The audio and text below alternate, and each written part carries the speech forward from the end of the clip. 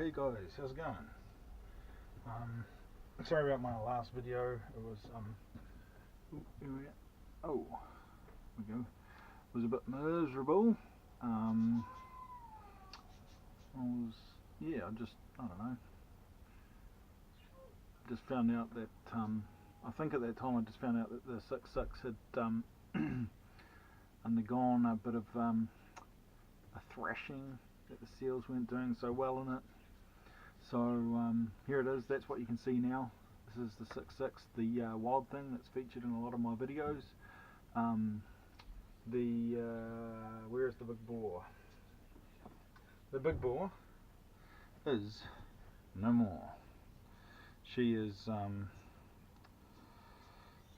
don't know if you'll be able to see it. No, I'm trying to get a light. Where is it? It's on the back there. No, I'll show you the piston because you can see that. So, there you go. The piston. She scored. Gone Burgers. Alright. So I was running it with a 36-inch bar on. Sorry, I'm going to clear my throat. Sorry about that. So I was running it with a 36-inch bar on, going through some big willow, and yeah, when it was running down, like I'd button off and it would run down. In the rundown cycle, I could hear it sucking air, like it was going just, it's a sound. I know it's sucking air. Like I know that's not a good sound. That's not the sound you want on your saw. Okay. And so I was like, I got to take this thing home. But the thing is, we had so much wood to do. Like I couldn't stop. It was 5 hours straight of cutting, just cutting big wood. I had 36-inch bar on it, full chiz chain, was cranking through it. I was running great, but it was just that rundown, like there was something not quite right about it, you know. Anyway, oh man, my throat's all, sorry, it's winter here in the Waikato, so my asthma plays up a little bit. Anyway, so I was doing all this cutting, and we got through it, and the saw was still running, and it was towards the end, it was having trouble starting, and so I got it home, and I took the muffler off and looked down the bore, and I'm just like, yep, that's smoked. So anyway, we had a part saw here, so we're going back to the genuine stuff. Okay, so this is a genuine Stihl, and the inside of it is beautiful. It is absolutely beautiful. You can see it there. And a piston, genuine piston to go in there. It's not big bore, so this is back down to the 90 or 91 cc's that these normally run. Okay, and I've cleaned all this up. I've got everything ready to go back in. So let's put a top on a 660. Okay, I'm just going to pull this. I've had this rag stuffed in here because I've been cleaning it. I don't want any debris to go in down there. So that is that. And I forgot that I actually in my novice days, when I first did this saw, I put red Loctite in, which wasn't the best idea that I've had.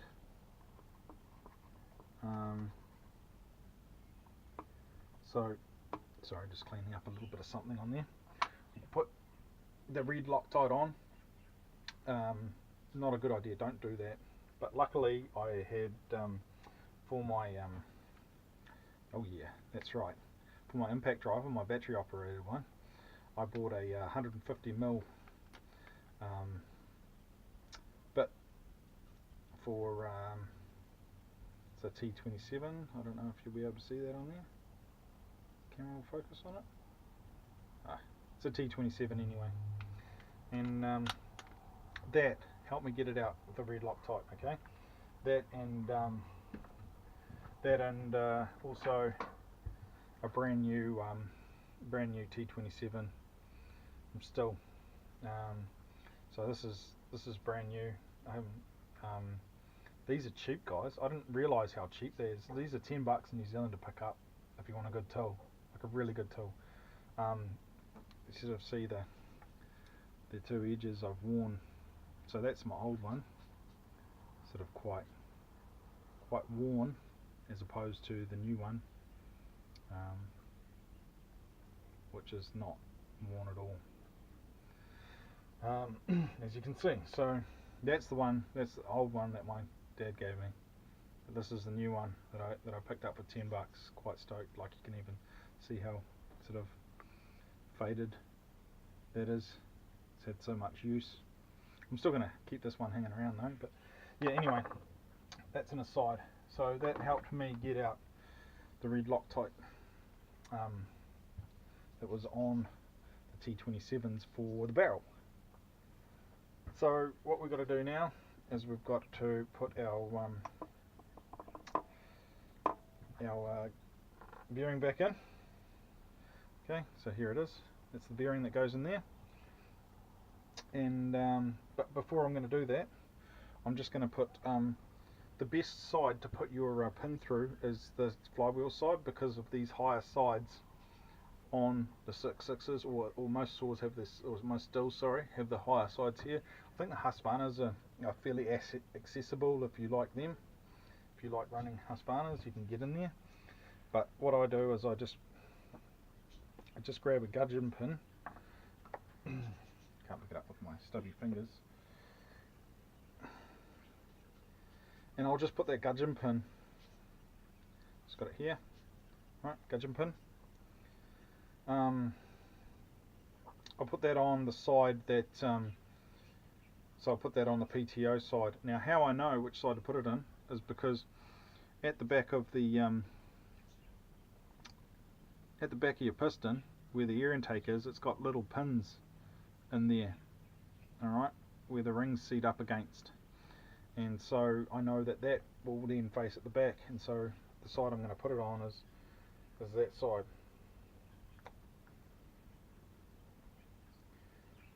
As soon as I can get it in there. Sorry, you probably won't be able to see me fiddling around, but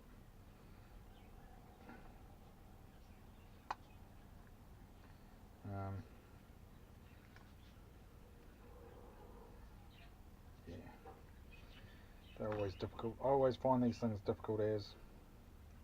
Should have probably done it off camera so you didn't have to see me fiddling around with them.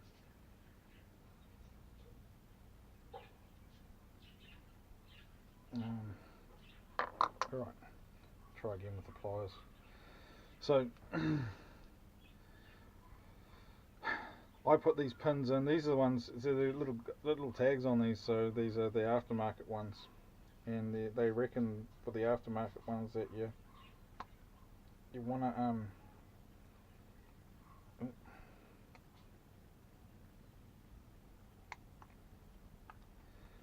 to that's in there now. You want to put them to the top of the piston like that. You can see that little tag. Alright, so do that, put them to the top. Now, I put these ones to the top in this saw when it was running. They didn't move, so when I opened it all back up and seen that big bore and everything like that, they hadn't moved. So that's what they reckon. I think Matt Olson says that, put the tags to the top. I think he might even nip them off now. But you can nip them off if you're worried about them, but I find them easy to put in, and if you put the tags to the top you shouldn't have any problems. That's been my experience. Don't quote me on that though if you have problems. And not be held responsible for you putting your saw together in that manner. So now you want some grease on that piston bearing, that piston needle cage bearing. I grease them like this is a lithium grease, it'll melt away. It won't affect the running of the engine or anything like that. It's a bit of fluff in there, I'll get off. Don't really want fluff. But I grease them because I want a good start to the life of all the componentry that goes into here. So I want them lubed when they start running. So that's cool. Next thing to go in, gudgeon pin. Okay. So sometimes aftermarket ones will have an arrow telling you which way. The arrow always points out to the muffler area, which is here. This is the front part of the saw.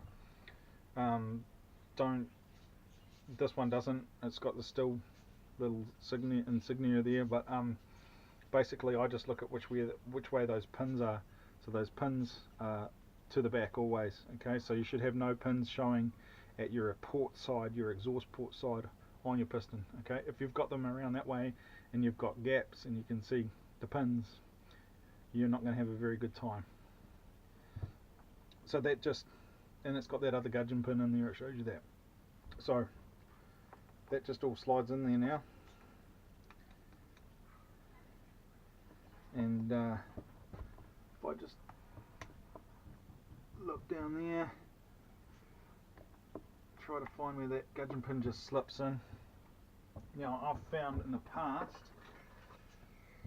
my other tool, my 8mm hex driver, is really good for just slipping in the side here and pushing those gudgeon pins home. And then you get the other clip.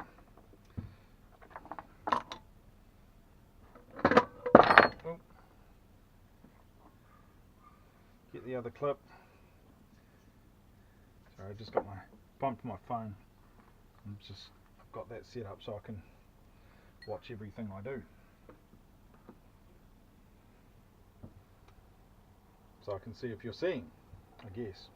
Now it's not the best position, I know you guys can't see a lot, but you know, it's pretty hard to, you almost want a chest piece or something like that to get your rod in the action of it. Maybe I might look into that.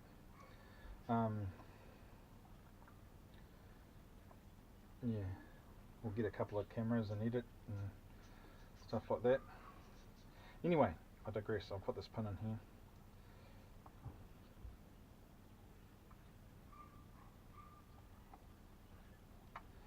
Right.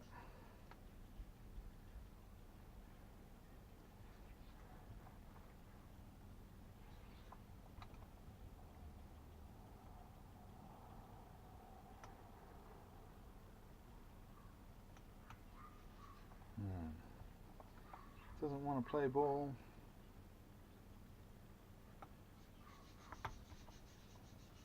Wants to pop out of there for some reason.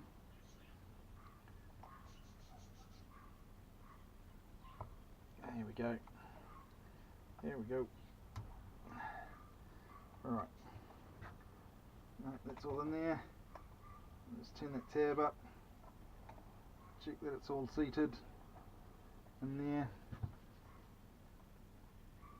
That pin is fine as well. You really want to check your gudgeons are both in place. Even though I put them in, I'll have another look because yeah, you don't want them slipping out. Yeah, you don't. Those, I mean, if those come out in operation of the engine, it's catastrophic. Goodbye cylinder, piston, rings. You know, it's not pretty. So there we go. So now, now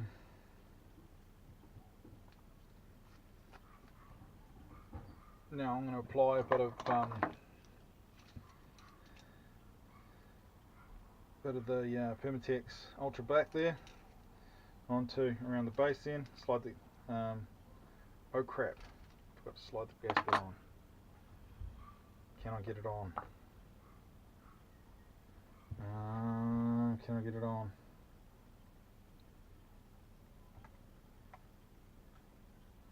I'm not going to get it on. I'm not going to get it on. Right. Man, I hate it when I stuff things up, eh? Like, this is me all the time, guys. Like, honestly. So I just have to pull that out now. This is not a gasket build. So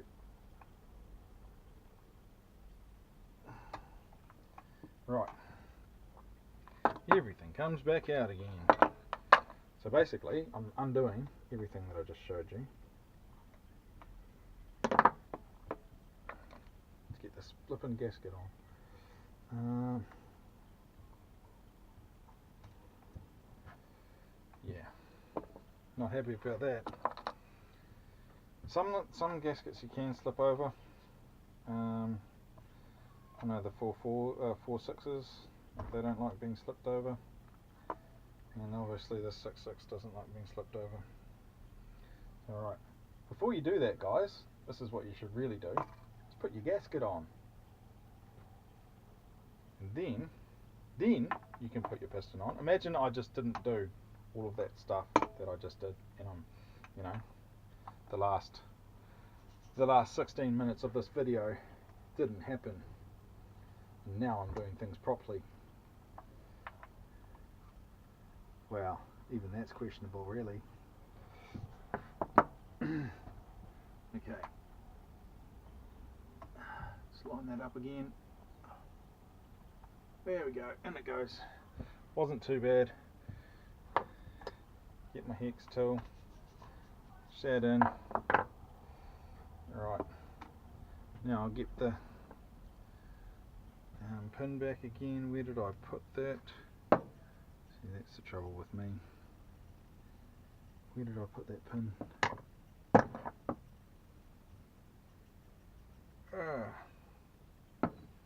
Had it right here. There it is. Now you can watch me fiddle with this again. Try and get this in there.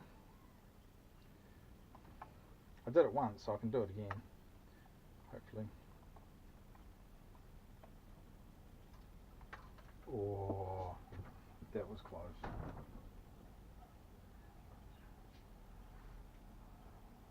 Sorry. Sorry guys. So, hold on to that pin tight. Do it tight, guys.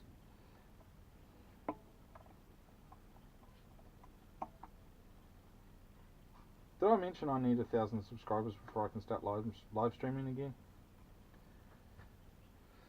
Man, won't that be a lot easier than all this camera and editing buzz? But you know, editing, like I have to, basically my new camera does the filming in like 10-minute slots, so I have to tie them all together. I'm not editing anything out as such, because I don't do that. Right. So that's the pins in and the gasket in. Woohoo! Could probably just, you know, I could probably cut off the first part of the video. If I was going to edit it, cut off the first part of the video and just start now. This is how you do it, but I'm not. I'll leave it all on there. You guys can see me fumbling around and doing the amateur stuff that I do. Alright. And then I'll get my gasket maker. And I just rest the gasket up in the piston so it's out of the way, and put the gasket maker in. I always put the gasket maker around because there's the seams where the cases meet. I always think that's a good place. Like if there was going to be an air leak, it would be there, because sometimes the surfaces can be a little uneven, or the what can happen, sorry,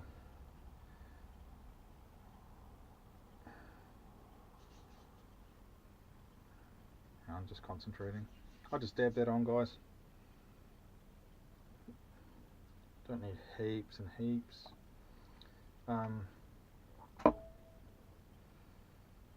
Or the gasket that comes out of the case can sit up a bit high. I've noticed on this one, because this is This is being rebuilt the top end from the first time I ever built a Pro Saw, okay?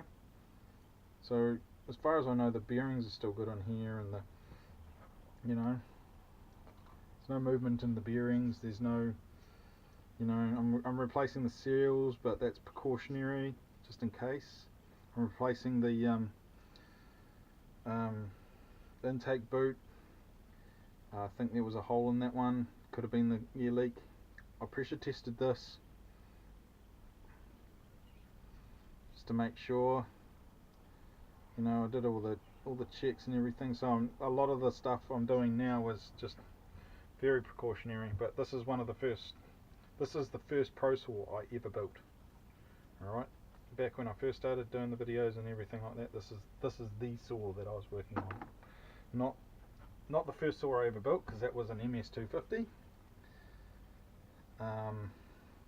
But this is the first Pro Saw I'd ever done. We were pulling apart cases and putting in bearings. I had very amateur tools, which I fully endorse, because that's the way you get into a hobby. This is a hobby for me. Alright, I've gone from, just recently, like I've just got a new tool, I've gone from, things like this, to pull and push bearings and cranks and stuff like that, which is just a bolt and a nut and some PVC piping and a bunch of square washers. I don't even have round washers, that's what I've gone from to now. I've just bought this new tool. Actually, I'll save it. I'm gonna do a video on that. We're gonna save it for the 4.6, which I haven't rebuilt. Okay, 4.6 is still coming. I'm gonna do a rebuild videos on that. I want it to be a little 4.6 series or something like that. So I'll show you the new tool. Okay, the new tool's coming. That's exciting. That's exciting news. Woohoo! All right. So I'm at this stage. I'm just gonna let the gasket seal onto the bottom of the.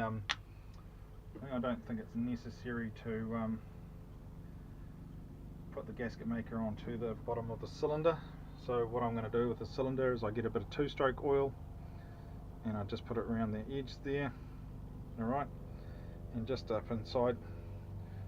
up inside the cylinder, so that when that slides home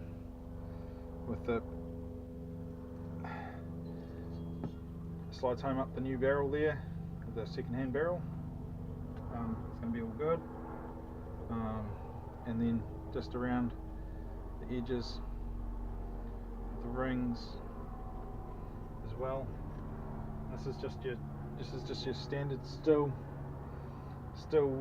2-stroke oil that goes on there. Okay, and just get that all on there. Get that worked into those rings and everything like that, so that everything is lubricated. Everything, I believe, must be lubricated when you're putting these things together. Alright.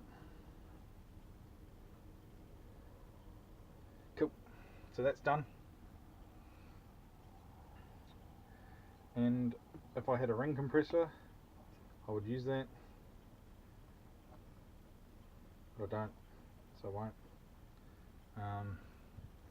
I usually just get a screwdriver and depress the rings with that to get them started in there.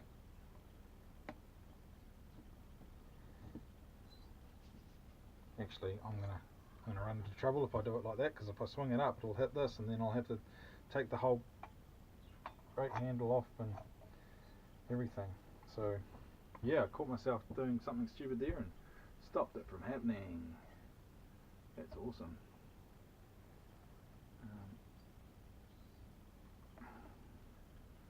Probably be helpful if I had a piston stop and some ring thingies. That's the technical term too. Ring thingies. You can tell everyone Kiwi Lad taught you that. Ring thingies. Yeah. The old ring thingies.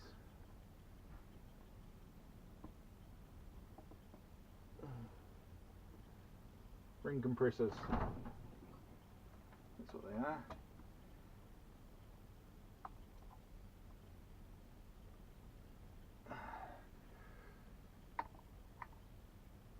Is that working?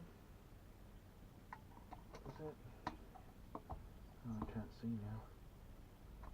Can't see if that's on that pin. It's not. Ah, it wasn't. Now I've got to do the top one again. The top one was quite easy actually. Right.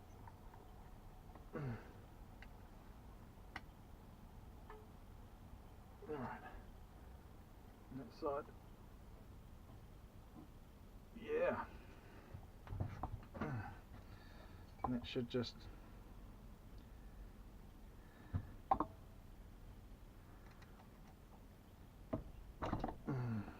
go. Yep, there we go. So that means everything is sitting just right. I always forget to put the bolts in. Just have to lift this up a bit.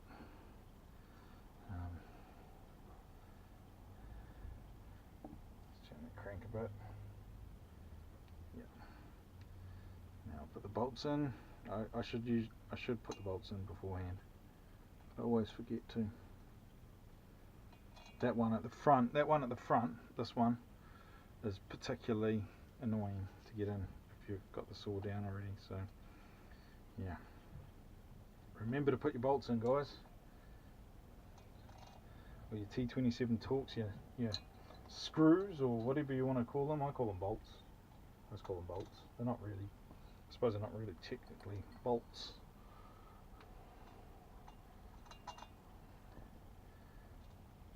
I'm sure you guys out there are smart enough to know what the real name is, not like me. Alright, so that first one's just gonna go and find its home. Okay, and I'll just locate that next one.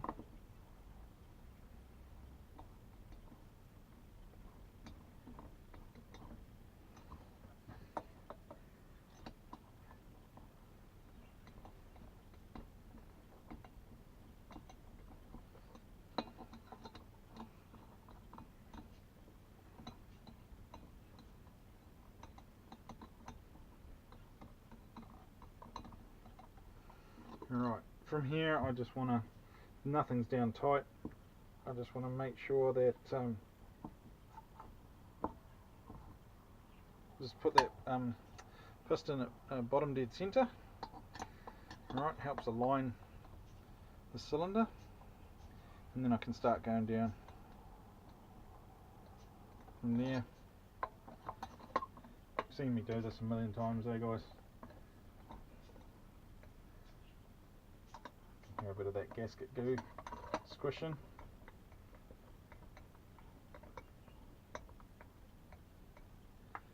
Alright.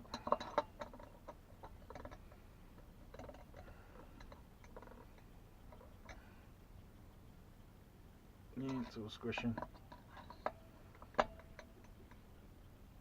yeah, it's good. Right, I'm just going to lock off the base now. I'm just swinging you around a bit because I'm going to, if you heard that, there's a base locking off, just because I'm going to start wrenching on these. And so, okay, because these are the ones you want to make sure are down.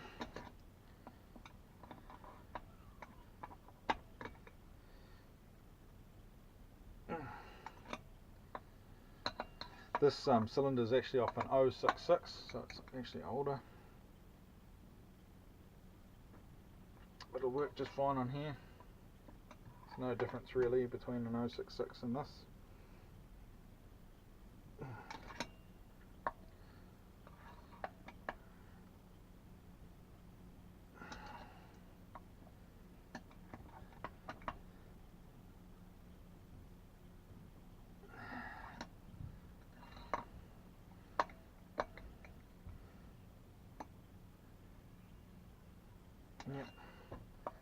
These are down pretty tight now. Yep, that's all they need. Cool. So that is basically,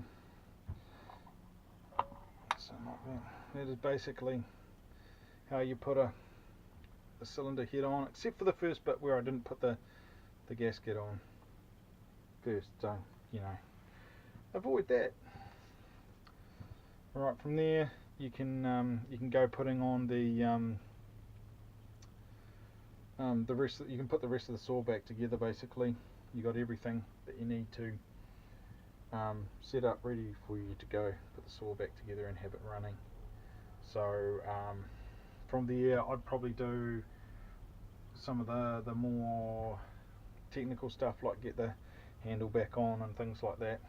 A lot of that stuff, if I took the camera off and set it up, you'd probably be able to see me do a lot of that stuff, because you got to feed, you got the loose wires at the back here, you got to feed them back through the tank. You've got to put the connect up the boot. You got to connect up the impulse, and then down the bottom here you've got all the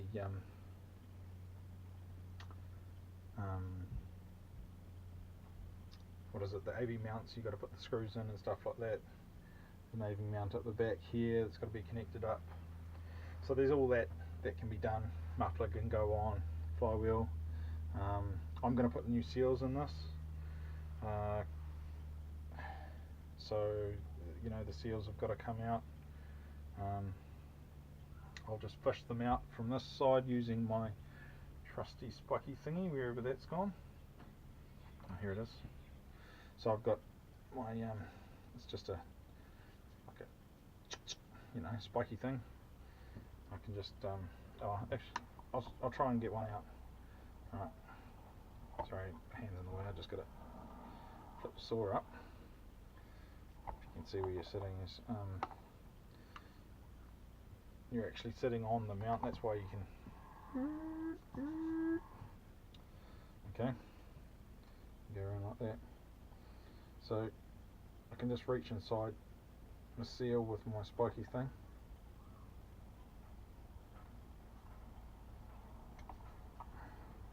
And lever it out. Actually, that's not the greatest.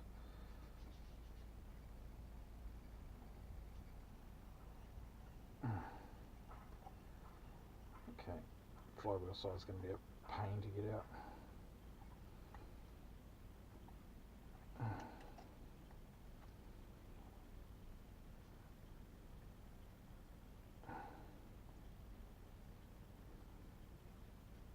I don't know if I've ever done it like this actually.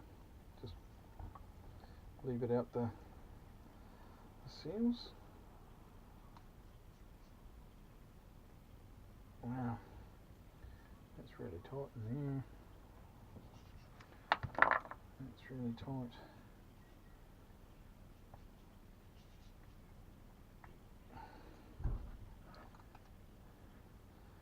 Flywheel side is going to be the pain. I've never just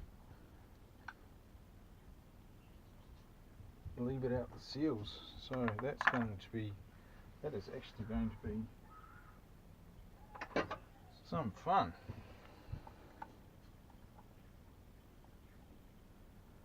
I'll be careful that I don't get all the parts going. I thought I could just flick them out, but they're in there. They are in there.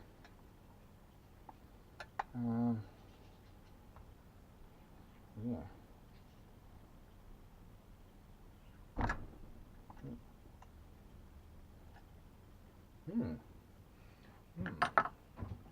Here's my other screwdriver.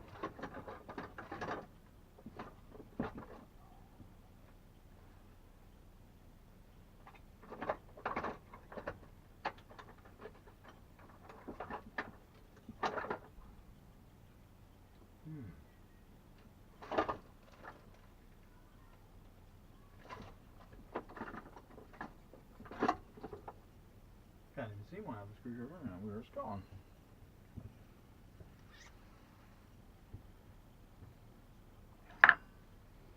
honestly just thought I'd be able to just poke that in there and oh,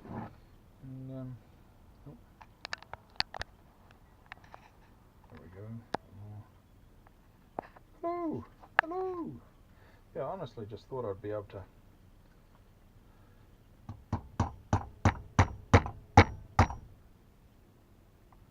that in there and lever it out. That was my thinking.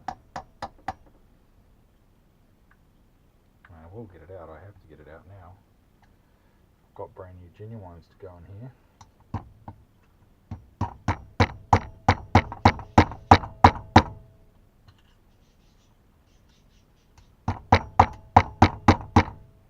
Know what I mean? Oh yeah, it's coming. It's coming. I can do this. I can do it the way I thought I could do it. That's encouraging. That's very encouraging. Here we go. Yep. Piece of pie. It was just being a bit difficult at first. Good as. Good as. That's not even scary. And there's the bearing. Let's see. There's the combustion stuff. How's that seal holding up? That was a highway seal. It's not that great. Like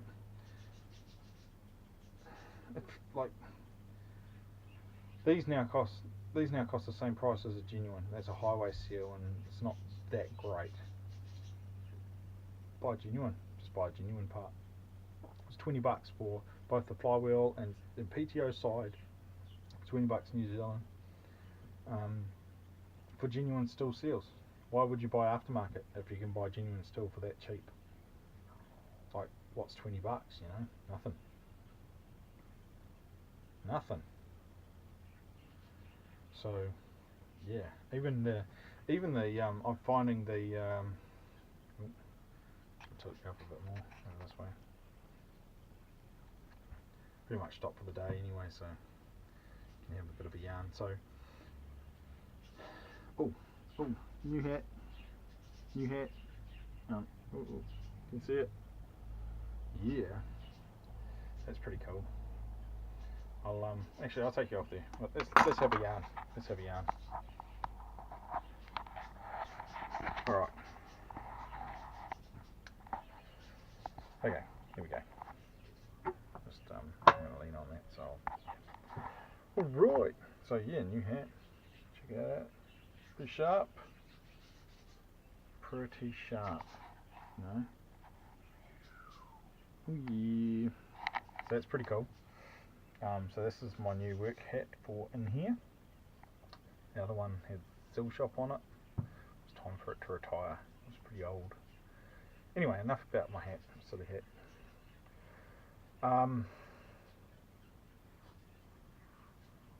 Okay, so what was I saying? Seals. The 4.6s, you can get them all in a pack for $45, and that's the whole gasket set. Okay, it's got all this. I've actually got the pack here because I'm going to redo my 4.6. All right.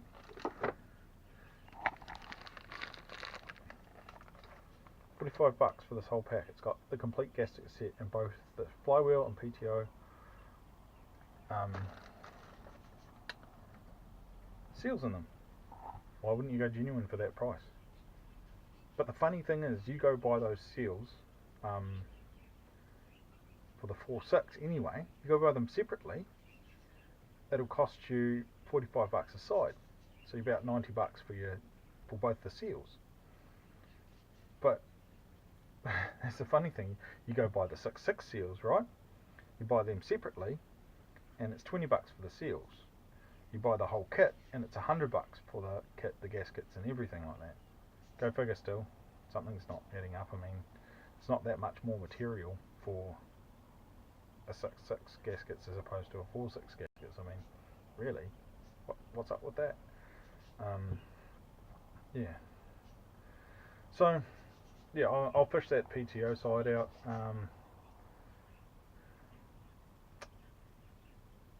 I can't help myself. I'm not gonna do it in the next video. I'm gonna show you this new tool now.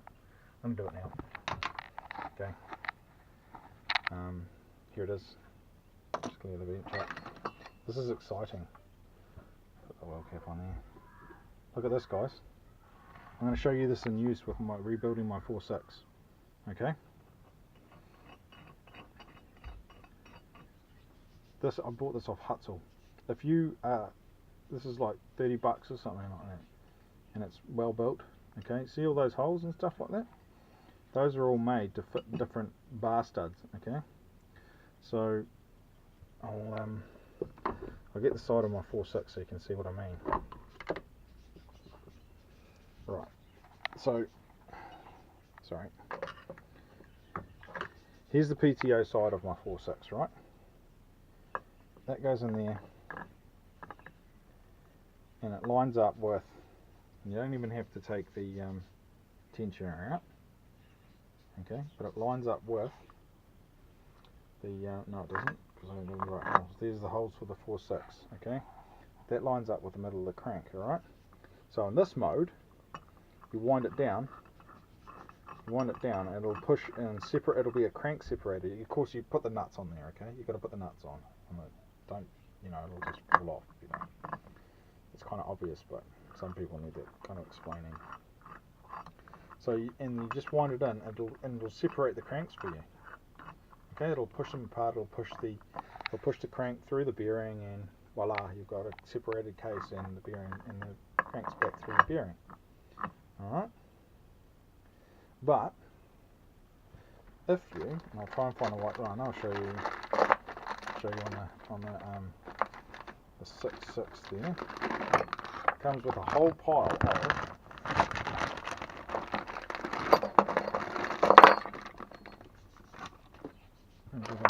of these things, right?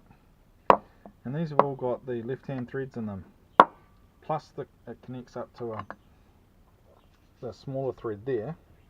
Alright, so I'll just turn this around. Sorry, I'll just flip this around for you.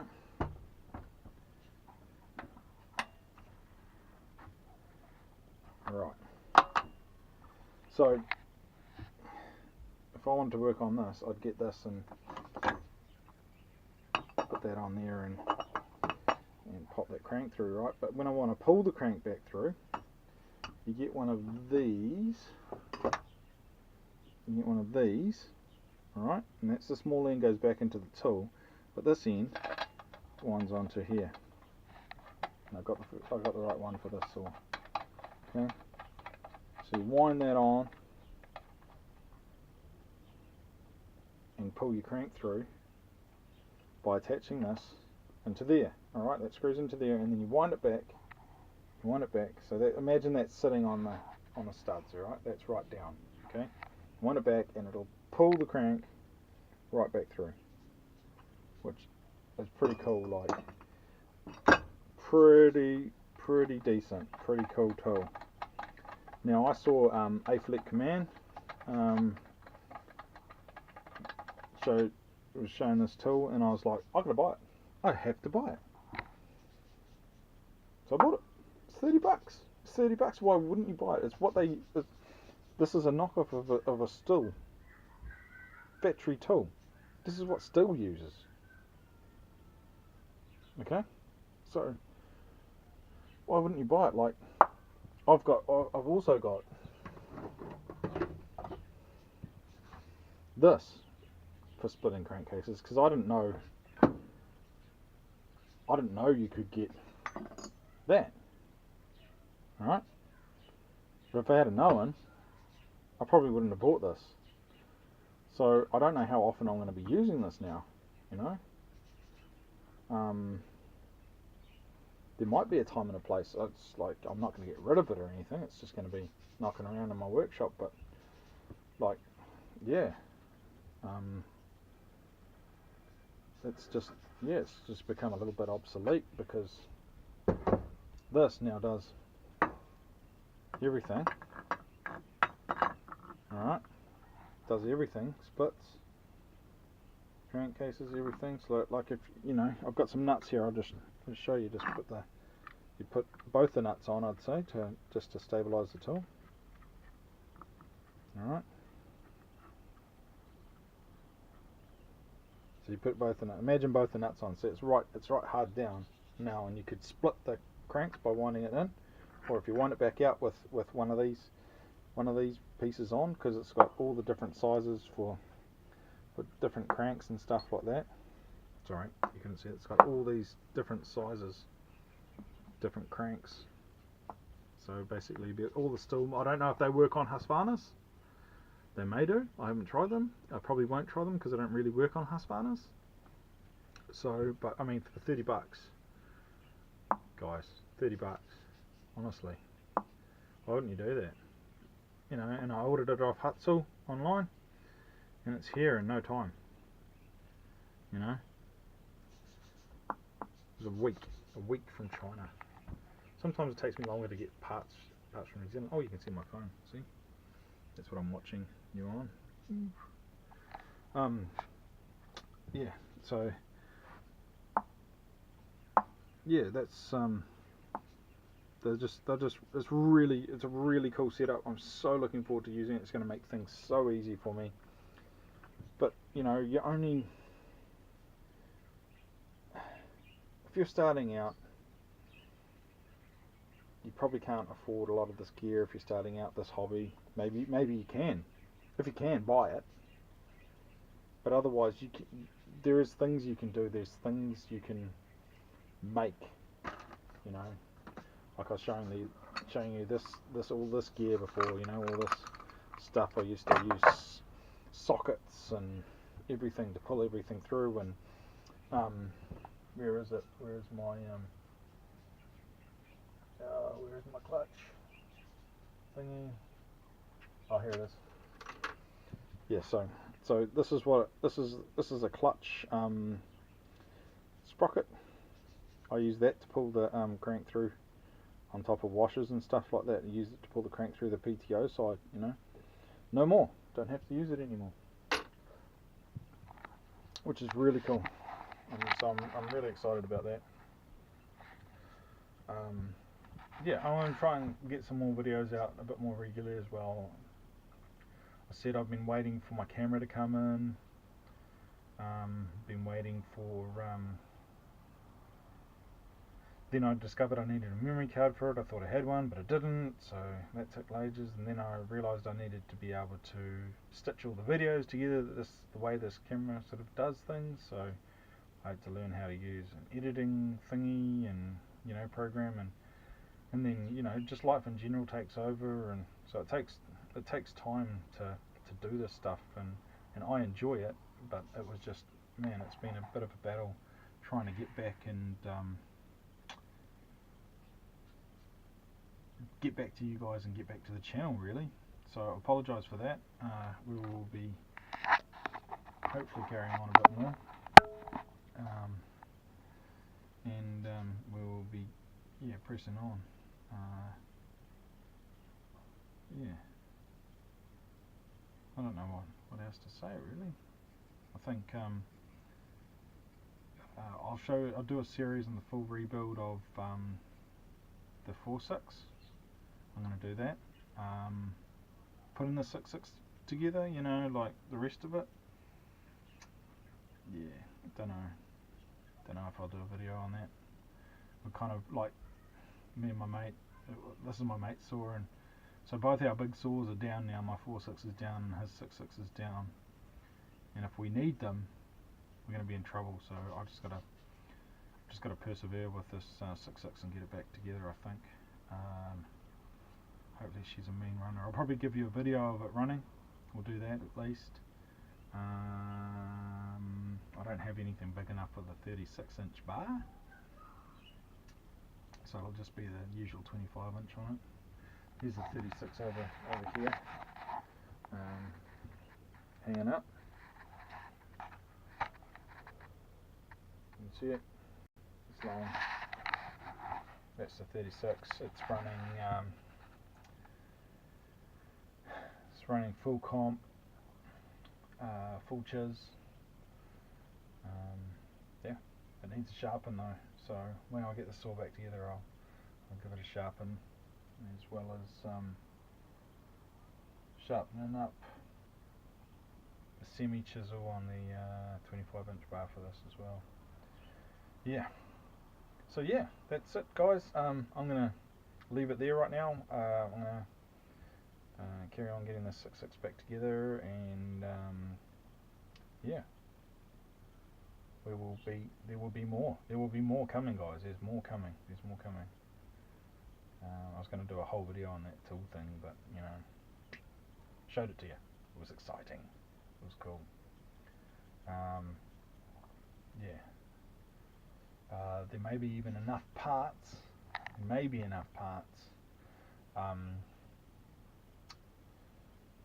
From this other 6.6, these parts saw, to build a whole new 6.6. It might be mine, or I might sell it. I don't know. So yeah, I mean I have to buy a few parts and stuff like that, but yeah, that's no dramas. So I might have a 4.6 and a 6.6, which will be cool. To the, you know, that's the top three largest swords is the 880, the 6.6, and the 4.6. It'll be nice to own the third placer and the second placer. You know, those are serious swords. Those are serious swords. And it's cool using them. Love it. Anyway, I'm going to say Stihl for life, and we'll see you later. Have a good one, guys. Bye. Oh, I've got to turn it off over. Forget that when I turn it onto my phone, I've got to push it stop on my phone. It doesn't stop on it. Yeah. Anyway, Stihl for life, guys. See you.